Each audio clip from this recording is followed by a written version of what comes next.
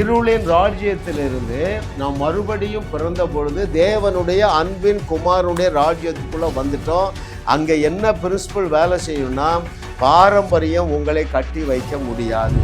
நான் எழுதி தந்திருக்கிற எந்த வாக்கு தத்தங்களும் இஸ்ரவேலர்களுக்கு பலிக்கவில்லை. ஏனென்றால் காரணம், நீங்க பாரம்பரியத்திலே இருக்கிறீங்க. தண்ணீர் திராட்சரசமாக மாறும் பொழுது 12 பேருடைய கண்களையும் பார்த்துட்டே இருப்பார். இந்த கலையை இவன் கற்றுக்கொள்ள வேண்டுமே என்று சொல்லி.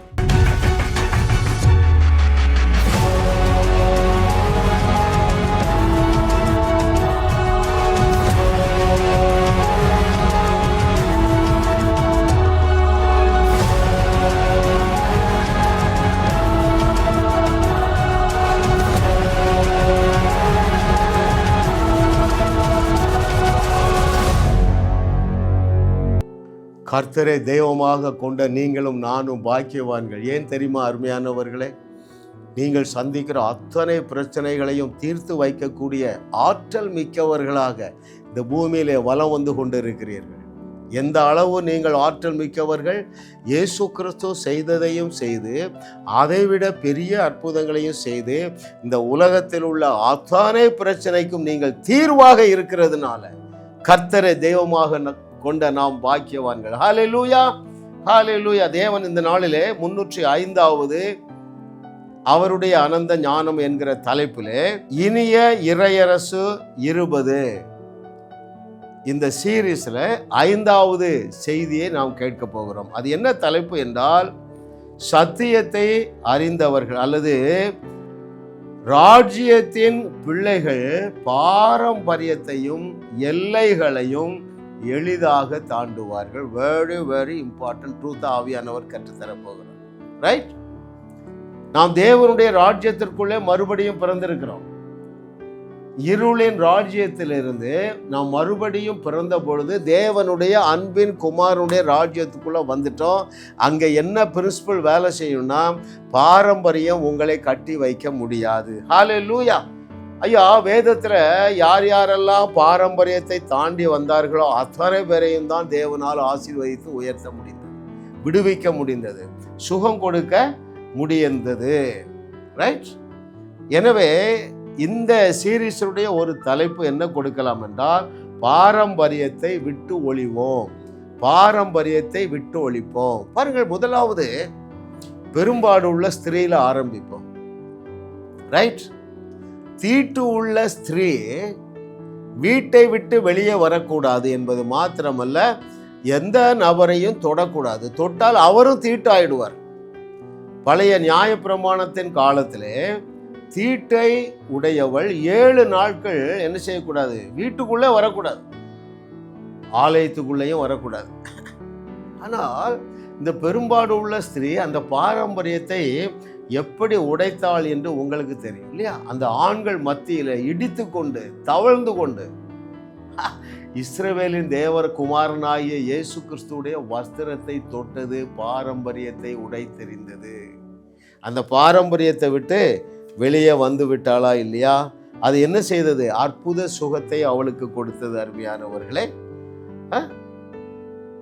இயேசு கிறிஸ்துவே பழைய உடன்படிக்கையின் கீழே இருக்கும் பொழுதே பாரம்பரியத்தை உடைத்தெறிந்தார். பாருங்களேன், எந்த அளவுக்கு அவர் பாரம்பரியத்தை எதிர்த்து நின்னார் தெரியுமா?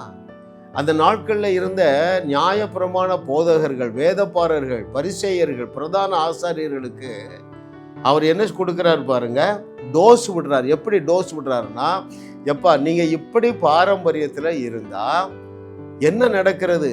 தேவனுடைய வார்த்தை இன்எஃபெக்டிவ் ஆயிடுது. அதை வாசிக்கிறேன். Matthew 15:6. The book of Matthew chapter 15 verse 6 I shall read. உங்கள் பாரம்பரியத்தினாலே தேவனுடைய கற்பனையை அவமாக்குகிறீர்கள். அப்படி என்றால் என்ன அர்த்தம் என்றால், நான் எழுதி தந்திருக்கிற எந்த வாக்கு தத்தங்களும் இஸ்ரவேலர்களுக்கு பலிக்கவில்லை. ஏனென்றால் காரணம், நீங்க பாரம்பரியத்திலே இருக்கிறீங்க. நான் சொல்றது உங்களுக்கு புரியும் இல்லையா?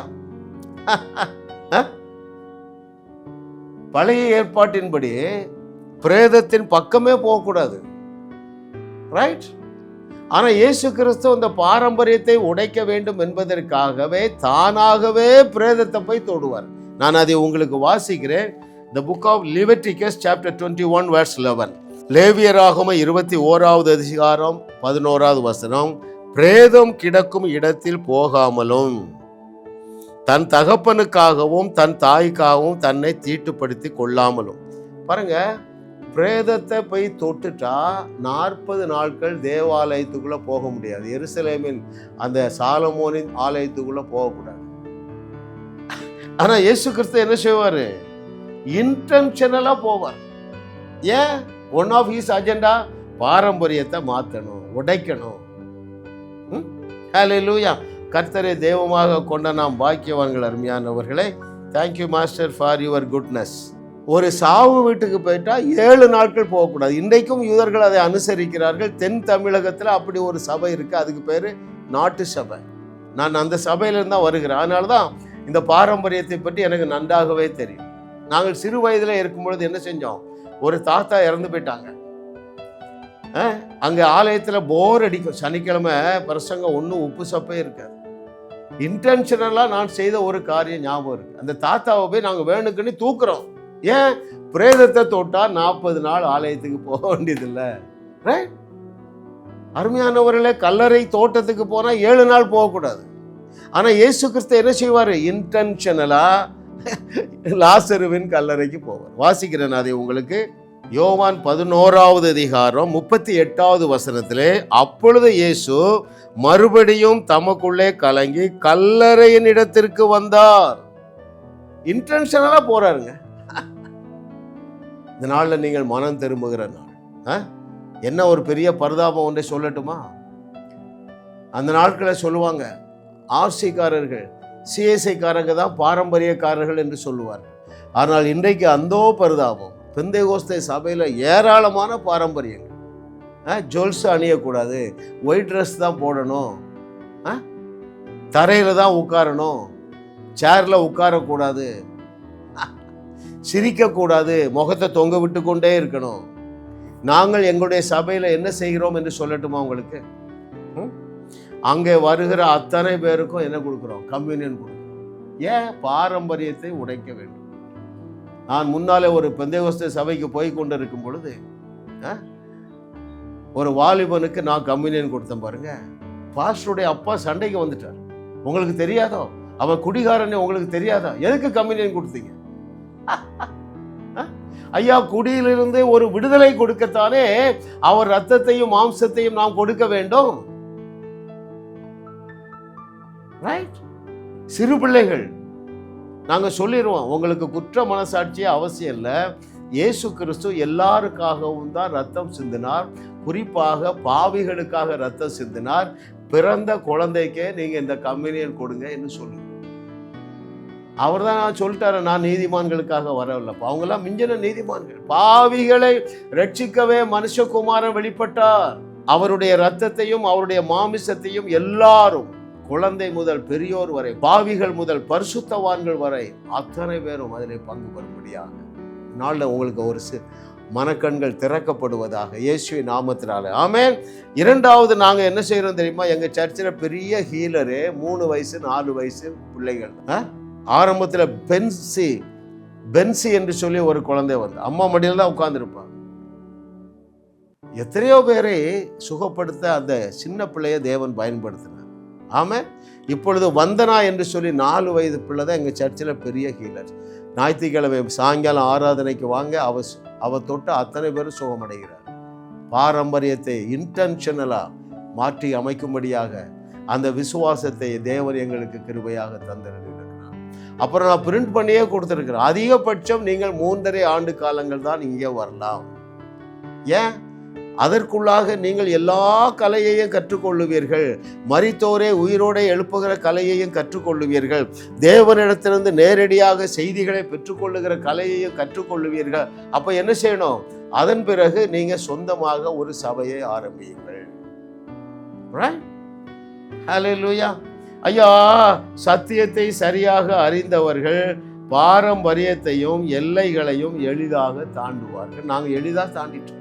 கார்த்திக் என்று சொல்லி ஒரு தம்பி 5 ஆண்டுகள் நம்ம சபைக்கு வந்தார். இன்றைக்கு திருவண்ணாமலையில் ஒரு கிராமத்தில் அவர் அங்கே என்ன செஞ்சிருக்கிறாரு? களமாடுகிறார். தரிசனம் என்ன? அங்கே திருவண்ணாமலை மாவட்டத்திலே சபையே இல்லாத 1000 கிராமங்களிலே சபை நாட்டும்படியாக. அல்லேலூயா. அப்படிப்பட்ட தாளந்து மிக்கவர்களாகத்தான் உங்கள் பிள்ளைகள் இருக்கிறார்கள், உங்கள் பேர பிள்ளைகள் இருக்கிறார்கள். களத்தில் இறக்கி விடுங்கள் அருமையானவர்களே. இப்போ நல்லா யூடியூப் மெசேஜ்லாம் வந்துட்டேன்.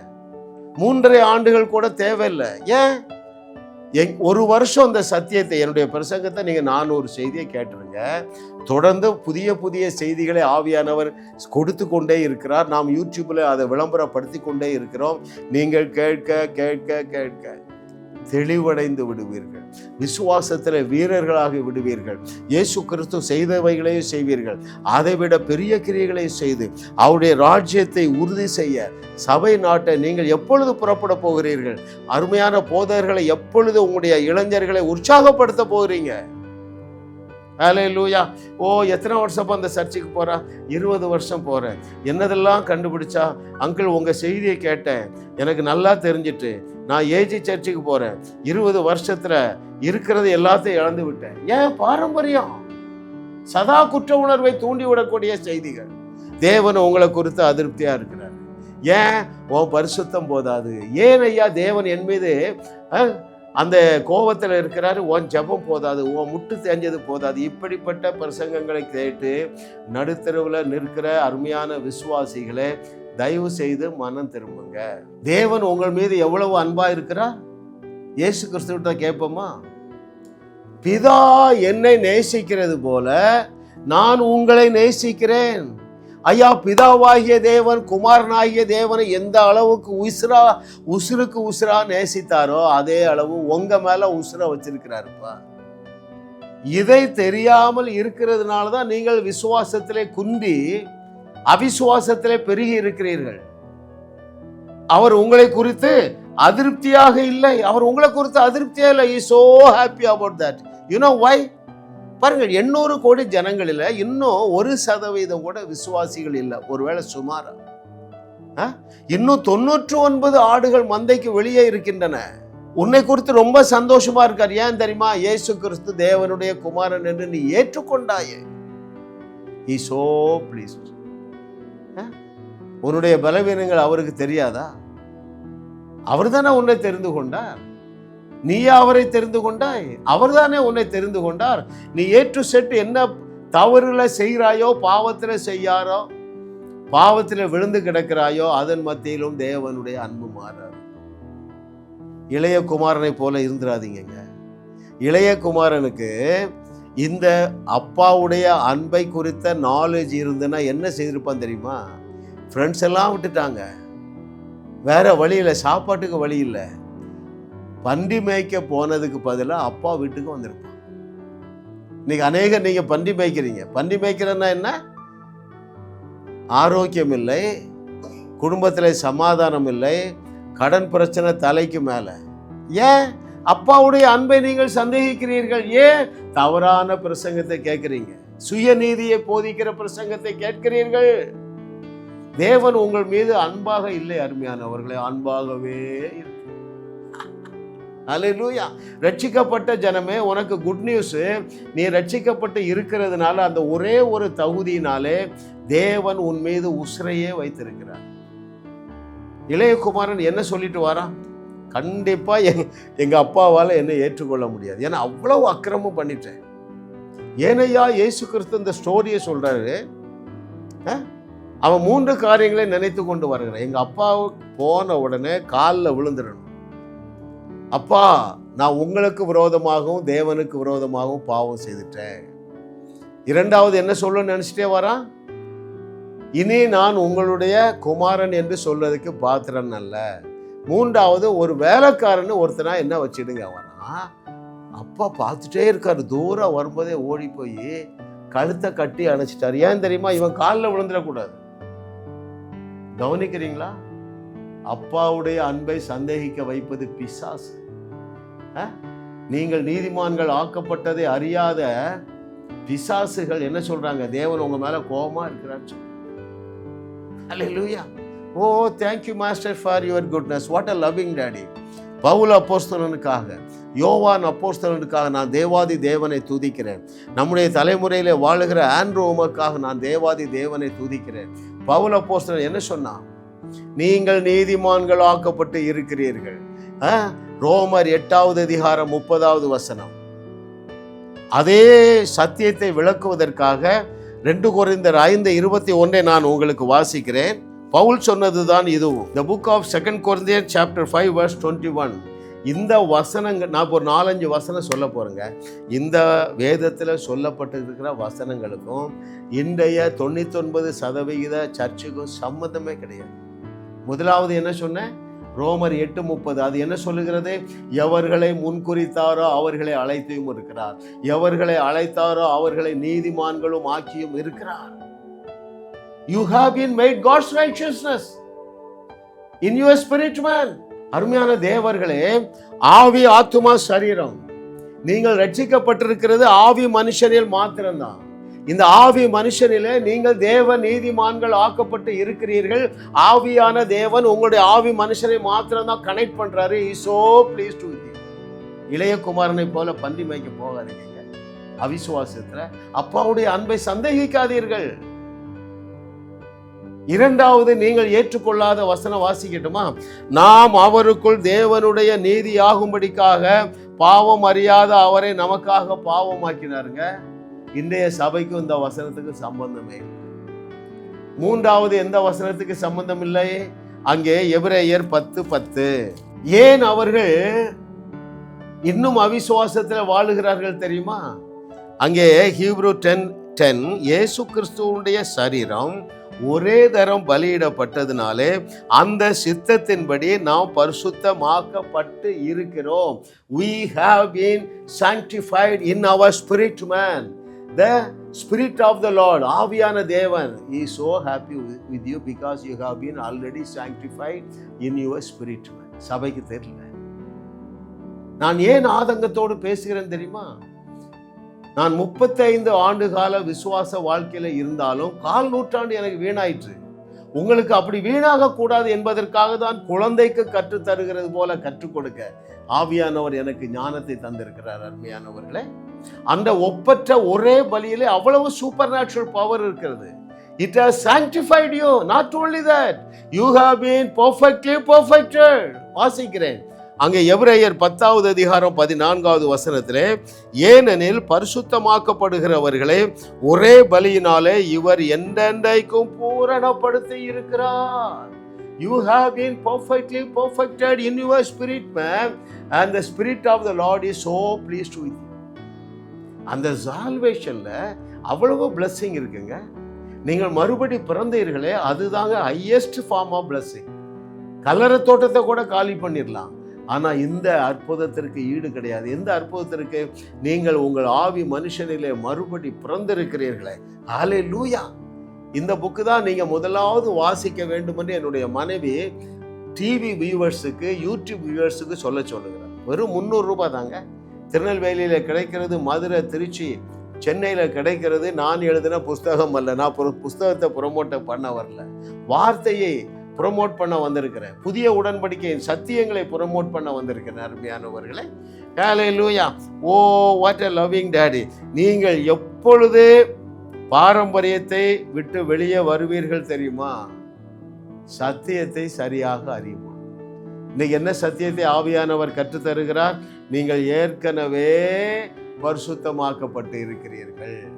ஏற்கனவே நீங்கள் மறுபடியும் பிறந்த பொழுது நீதிமான்கள் ஆக்கப்பட்டு இருக்கிறீர்கள், பரிபூர்ணமாக்கப்பட்டு இருக்கிறீர்கள். இந்த வார்த்தை எல்லாம் ஏன் அவமாக போயிட்டு என்றால், உங்களுடைய பாரம்பரியங்கள். கேட்கிறதற்கு காதுள்ளவர்கள் கேட்க கடவர்கள். அதைத்தான் யார் சொன்னாரு? இயேசு சொன்னாருங்க. திரும்ப அந்த வசனத்தை உங்களுக்கு வாசிக்கும்படியாக தேவனுடைய ஆவியானவர் எனக்கு ஞாபகப்படுத்துகிறார். The book of Matthew chapter 15 verse 6. Jesus has revealed. இயேசு கிறிஸ்து திருவாய் மலர்ந்து சொல்லுகிறார். ஏன் ஆபிரகாமுடைய ஆசீர்வாதங்களை கிறிஸ்தவர்கள் பெற்றுக்கொள்ளவர்களே? ஏன் நான் செய்ததை விட பெரிய அற்புதங்களை செய்யவில்லை?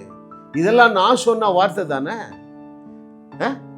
உங்களால் கூடாத காரியம் ஒன்றுமிராது என்று சொன்னனே, அந்த வசனத்துக்கு உங்களுக்கு சம்பந்தம் இல்லையே. ஏன் தெரியுமா? உங்கள் பாரம்பரியத்தினாலே தேவனுடைய கற்பனையை அவமாக்கி போட்டீங்க, இன்எஃபெக்டிவ் ஆகிட்டீங்க. எந்த வசனம்லாம் செயலிழந்து போயிட்டு உங்களுக்கு சம்பந்தம் இல்லாதது போல தோன்றுகிறது. இயேசு சொன்ன ஒரு 10 வசனம் சொல்லட்டா? முதலாவது என்ன சொன்ன? உங்களால் கூடாத காரியம் ஒன்றுமிராது. உங்களுக்கும் அதுக்கும் சம்பந்தம் இல்லை, எக்ஸப்ட் 1 or 2. இரண்டாவது, நீங்கள் நான் செய்ததே செய்வீர்கள், இதை விட பெரிய கிரியைகளை செய்வீர்கள். இந்த வார்த்தையையும் அவமாகி போயிட்டு உங்களுக்கு சம்பந்தம் இல்லை அந்த வசனத்தை. ஏன் சொன்னது யாரு? இயேசு கிறிஸ்து. யாரை பார்த்து சொன்னார்? Every child of God. He spoke to these verses directly to every child of God. ஆனா உங்களுக்கு அந்த வசனத்துக்கு சம்பந்தம் இல்லை. இன்னும் இயேசு கிறிஸ்து என்ன சொன்னார்? நீங்கள் யாருடைய பாவங்களை மன்னிக்கிறீர்களோ அவருடைய பாவங்கள் மன்னிக்கப்படும். இந்த வார்த்தையையும் நீங்க அவமாக்கிட்டீங்க. ஒருத்தருடைய பாவத்தையும் மன்னிக்கிறது இல்லை. யோவான் 10வது அதிகாரம் 34 மற்றும் 35 இதையும் இயேசு கிறிஸ்து தான் சொன்னாரு. அந்த வார்த்தையையும் நீங்க செயலிழந்து போக பண்ணிட்டீங்க. அது என்ன வார்த்தை? நீங்கள் தேவ வசனத்தை பெற்றுக்கொண்டு இருக்கிறதுனாலே நீங்கள் தேவர்களாக இருக்கிறீர்கள். இந்த வார்த்தையும் தவறாதுன்னு சொல்றாரு. இதை குறித்து கொஞ்சமாவது நீங்க யோசிக்கிறீங்களா? அதுதான் அவர் சொல்றாரு. எப்பா, உங்க பாரம்பரியத்தினால என்னுடைய வார்த்தை எல்லாம் உங்களுக்கு மாம்சமாக மாறவில்லை. அதுதான் அதனுடைய அர்த்தம். உங்கள் பாரம்பரியத்தினாலே தேவனுடைய கற்பனையை அவமாக்குகிறீர்கள். கற்பனை என்று சொன்னால் தேவனுடைய வார்த்தைகள். அவமாக்குகிறீர்கள் என்று சொன்னால் அது அனுபவமாக மாறவில்லை. ஏன்? பாரம்பரியம். இன்னைக்கு ஒரு தீர்மானம் எடுங்க அருமையானவர்களே. இயேசு கிறிஸ்து உன்னை பற்றி சொல்லி இருக்கிற 10 வசனத்துல ஒன்றை கூட பிரசங்கம் பண்ணலைன்னா அந்த சர்ச்சை விட்டு இன்னைக்கே வெளியே வந்து நீ சர்ச்சை ஆரம்பிச்சிரு. ஏன் சபைக்கு வான்னு சொல்லல? காலத்தை பார்த்தால் போதகர்களாக இருக்க வேண்டிய நீங்கள் இன்னொரு சபையில போய் அந்த எகிப்தில் அடிமைத்தனமாய் இருக்கிறது போல நீங்க இருக்கிறீர்களே. ஐயா, நான் பைபிள் காலேஜ் படிக்கலையே. தேவையில்லை. 12 சீசர்களும் பைபிள் காலேஜ் போயிருந்தானா இருக்கிற விசுவாசத்தையே உறிஞ்சி எடுத்திருப்பாங்க. ரைட்? மிராக்கிள் பண்ண சொல்லி தராங்களா? இயேசு கிறிஸ்து 3.5 வருஷமும் என்ன செஞ்சாருப்பா? அவர் செய்த அதிசயங்களை எழுதினால் அந்த புஸ்தகங்கள் உலகம் கொள்ள. அப்போது மிராக்கிள் செய்யும் பொழுதெல்லாம் இவன்லாம் பார்க்குறானுங்களா? பேதுரு பார்க்குறான், அதைத்தான் பார்த்துருப்பாரு. தண்ணீர் திராட்சை ரசமாக மாறும் பொழுது 12 பேருடைய கண்களையும் பார்த்துட்டே இருப்பார். இந்த கலையை இவன் கற்றுக்கொள்ள வேண்டுமே என்று சொல்லி. பைபிள் காலேஜில் எந்த காலேஜிலங்க அதை கற்றுத்தருகிறார்கள்? பாரம்பரியத்தை தான் கற்றுத்தருவார்கள். உங்கள் சபையில் ஒருத்தரும் கலர் ட்ரெஸ் போடக்கூடாது, ஜுவல்ஸ் அணியக்கூடாது. ஆனால் தேவனுடைய விருப்பம் என்ன? ஏதேன் தோட்டத்தில் முதல் பெற்றோரை சிருஷ்டிக்கும் பொழுது அங்கே பொண்ணு விளைகிற பூமி. அது என்னென்ன பொண்ணு? நல்ல பொண்ணு விளைகிற பூமியை படைச்ச தேவனுங்க. இஸ்ரவேல் ஜனங்கள் எகிப்திலிருந்து வரும்பொழுது என்ன செஞ்சாங்க? அந்த எகிப்தியர்களை கொள்ளையிட்டார்கள். எதை கொள்ளையிட்டார்கள்? வெள்ளியையும் பொன்னையும் கொள்ளையிட்டார்கள். எல்லாருடைய கையிலும் வெள்ளியும் பொன்னும் இருந்தது. உங்க சபைக்கு வராங்க, நீ தாலியை கலத சொன்னா கலத்திட்டாங்க. இதனால லட்சக்கணக்கான ஜனங்கள் இயேசுவண்டை வரல. இங்க போனா தாலியை அத்துருவாங்க. கேட்கிறதற்கு காதுள்ளவர்கள் கேட்க கடவர்கள். அருமையானவர்களே, பாரம்பரியத்தில் போய் சிக்கி கொண்டு இறக்குறதுனால தான் என்ன செய்யறது? ஒரு சகோதரன் அழைக்கிறான், ஐயா இன்னைக்கு காலையில் 4 to 6 நானும் மனைவி அழுது ஜபிச்சிட்டோம். ரெட் ஹில்ஸ்லேருந்து கூப்பிட்றான். முந்தானத்து இன்னைக்கு நான் என் பிள்ளைகளெல்லாம் ஸ்கூலுக்கு அனுப்பலை. 2 பிள்ளைகளையும் கூப்பிட்டுட்டு பீச்சுக்கு போகிறோம். நல்லா சுற்றிட்டு நாளைக்கு நாங்கள் சூசைட் பண்ண போகிறோம். என்னத்தை அழுதுகிட்டே பேசுகிறான். 1.5 மணி நேரம் ஜோம் பண்ணிட்டு அழுதுறான். சரி, ஓகே. பிரச்சனை என்னென்னா கடன் பிரச்சனை. எவ்வளோ நாள் விசுவாசி? இத்தனை வருஷம் விசுவாசி. எந்த சபைக்கு போகிறா? இந்த பெந்தேகோஸ்தே சபைக்கு போகிறேன். தம்பி, நீ ஒன்றும் செய்ய வேண்டாம். ஒரு 3 மாதங்கள் என்னுடைய செய்தியை மட்டும் கேளு. 3 மாதங்கள் எங்களுடைய சபைக்கு வா. உன் கடன் பிரச்சனை இருந்தால் அப்புறம் என்கிட்ட கேளுங்க. ஐயா, என் ஒய்ஃப் அங்கே சண்டே கிளாஸ்லாம் எடுக்கிறான். ஃபோட்டோ அனுப்பியிருக்கான். எல்லாம் ஒயிட் ட்ரெஸ்ஸு. பாஸ்டர் ஜிப்பா, பாஸ்டர் மனைவி தாலி இல்லாத கழுத்து, இவன் மனைவிக்கும் தாலி இல்லாத கழுத்து, white dress. They are so happy about that. நிலைமை எப்படி இருக்கு? சூசைட் பண்ண போகிறாங்க. ஒரு 3 மாதத்துக்கு அங்கே போகாதப்பா, நீ நல்லாயிருவா, உன்னுடைய கடனை 5 லட்சமோ மறைஞ்சிருன்னு சொன்னா, ஐயா அங்கேருந்து வர முடியாது. நான் வந்துட்டேன்னா, நான் ஞாயிற்றுக்கிழமை அந்த சர்ச்சுக்கு போகலன்னா திங்கக்கிழமை பாஸ்டர் என்னை தேடி வந்துடுவார். தம்பி, இன்னும் இழக்கிறதுக்கு உனக்கு என்னென்னலாம் இருக்குதோ அது எல்லாத்தையும் இழந்த பிறகு நீ என்னை கூப்பிடுன்னு சொல்லிட்டு. எத்தனை பேர் புரியுதுங்க? பாரம்பரியம் உங்களை சாகடித்து விடும். தேவனுடைய வாக்குத்தத்தங்களை செயல்பட செய்யாமல் செய்கிறது மனுஷனுடைய பாவம், மனுஷனுடைய பாரம்பரியம். அருமையானவர்களே, ஐயா, இனிய இறையரசுக்குள்ளே நாம் வாழ்ந்து கொண்டிருக்கிறோம், எங்களோடு சேர்ந்து பயணியுங்கள். நீங்கள் சென்னையை விட்டு வெளியே இருக்கிறீர்கள் என்றால் என்னோடு பயணிப்பது என்ன செய்வது? வேற ஒன்றும் இல்லைங்க. அந்த புஸ்தகத்தை வாங்குங்க, வாசிங்க, எங்க செய்திகளை கேளுங்க. Just for 3 months. கர்த்தரை தெய்வமாக கொண்ட நாம் பாக்கியவான்கள். ஏனென்றால் அவர் கம்ப்ளீட் மாடல், நம்முடைய முழுமையான மாடல் ஆகிய இயேசு கிறிஸ்து அந்த நாட்களிலே இருந்த அத்தனை பாரம்பரியங்களையும் மீறி நமக்கு ஒரு நல்ல மாடலை வைத்து விட்டு போயிருக்கிறார். நமக்கு ஒரு நல்ல ஒரு மாடலை வைத்து விட்டு போயிருக்கிறார். அவரை பின்பற்றும்படியாக இன்றைக்கு ஒரு நல்ல உறுதியான ஒரு தீர்மானம் எடுப்பீர்களா? கிருபை கிருபை. நம்முடைய செய்திகளை கேட்டு அநேகர் விடுதலை அடைகிறார்.